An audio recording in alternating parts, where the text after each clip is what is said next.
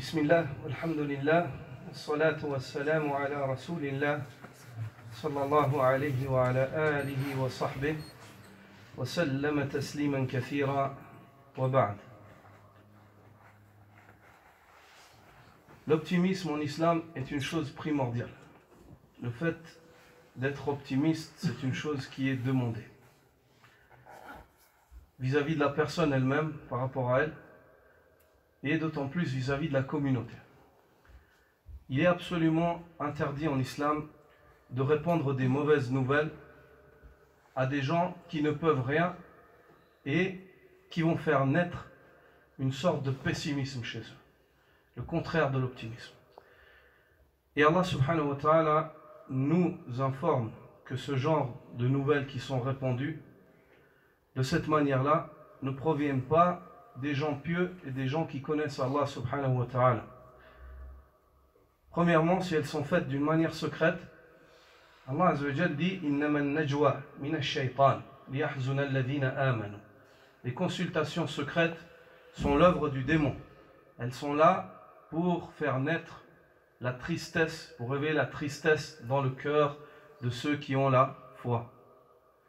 Aussi, dans le fait de répandre des nouvelles comme ça gratuitement, sans penser aux conséquences que cela peut avoir sur le cœur du croyant, ainsi que dans sa vie, ceci ne fait pas partie des actes qui sont faits par ceux qui ont du savoir.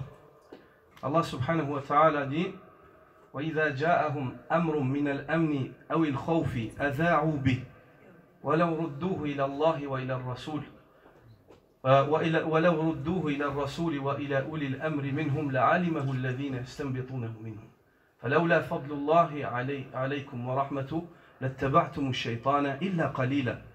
Et lorsque leur vient une nouvelle de crainte, ou bien de sécurité, ils s'empressent de la répondre. Tu as vu ce qui s'est passé, tu as vu ça, tu as vu ça. S'ils avaient ramené cela aux messagers, ainsi que aux détenteurs du commandement. Ici, il s'agit des savants, des ulama. Ou l'amr fi ad-din, al-ulama. Ils sont le juhal. Walau kanu umara. C'est pas les ignorants qui sont voulus. C'est الذين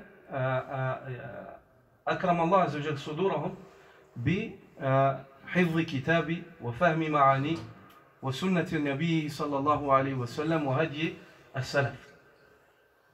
Si au lieu de la répandre comme ça, ils auraient ramené cette nouvelle aux messagers, ainsi que à ceux qui détiennent le commandement de la religion, ceux qui cherchaient à tirer les choses de ces nouvelles-là auraient su quoi tirer. Ils auraient su quoi en tirer. Et si ce n'était la faveur d'Allah sur vous, ainsi que sa miséricorde, vous aurez suivi le shaitan, si ce n'est une petite partie d'entre vous. C'est-à-dire ces nouvelles-là, qu'on répond à droite, à gauche, elles peuvent être la cause pour que les musulmans suivent le shaitan et ne suivent pas la voie du Rahman. Et ils s'égarent.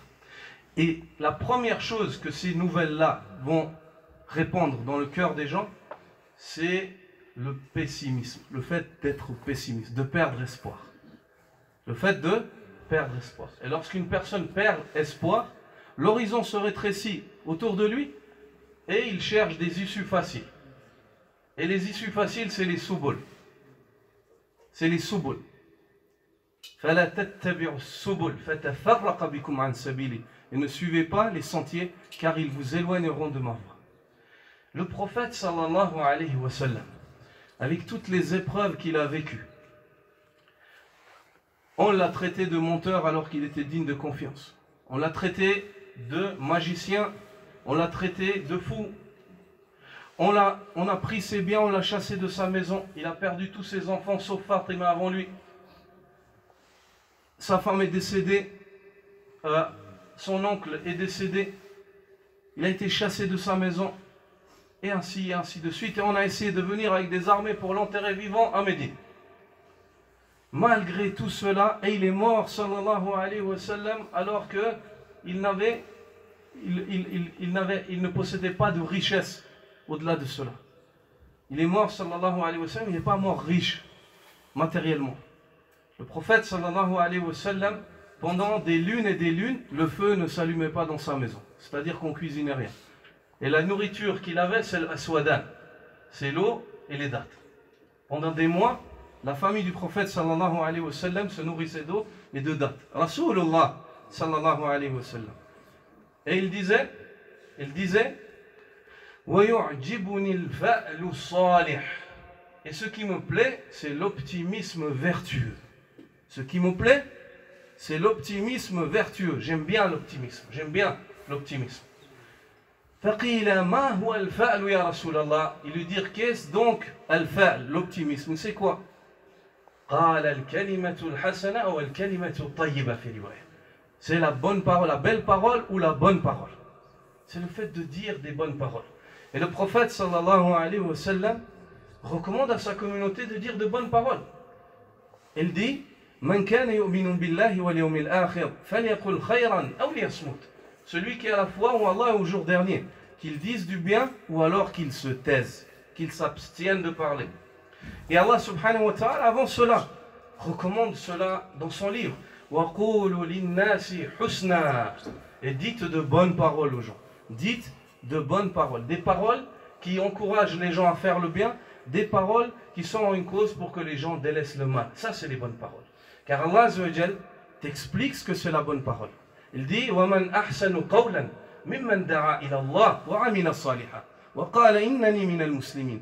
Et qui est meilleur en parole que celui qui appelle à Allah et fait suivre cela d'œuvres pieuses, et il dit en témoignant, je fais partie de ceux qui se soumettent. Je fais partie de ceux qui se soumettent. Al-fa'l ya ibadallah. L'optimisme aux serviteurs d'Allah. Faites naître l'optimisme dans le cœur des croyants. Rappelez aux croyants que même s'ils sont éprouvés par toutes les épreuves du monde, il leur suffit comme bénéfice le fait qu'Allah les ait choisis pour qu'ils aient la foi. Il leur suffit le fait qu'Allah leur a accordé l'iman. Et ce iman-là, c'est la plus grande des richesses. Et il leur suffit le fait qu'Allah les ait guidés vers des œuvres pieuses par lesquelles ils espèrent se sauver du châtiment d'Allah et atteindre la miséricorde d'Allah Azza wa Jal.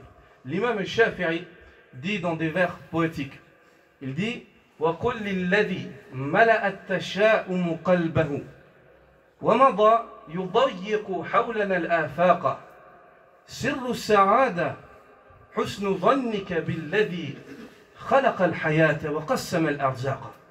Il dit, dis à celui dont son cœur est dominé par le pessimisme et qu'il n'arrête pas de rétrécir l'horizon autour de nous avec son pessimisme. Dis-lui donc, sais-tu que le secret du vrai bonheur réside dans le fait de penser, d'avoir la meilleure des pensées vis-à-vis de celui qui a créé la vie et qui a réparti la subsistance. Jalla Jalal.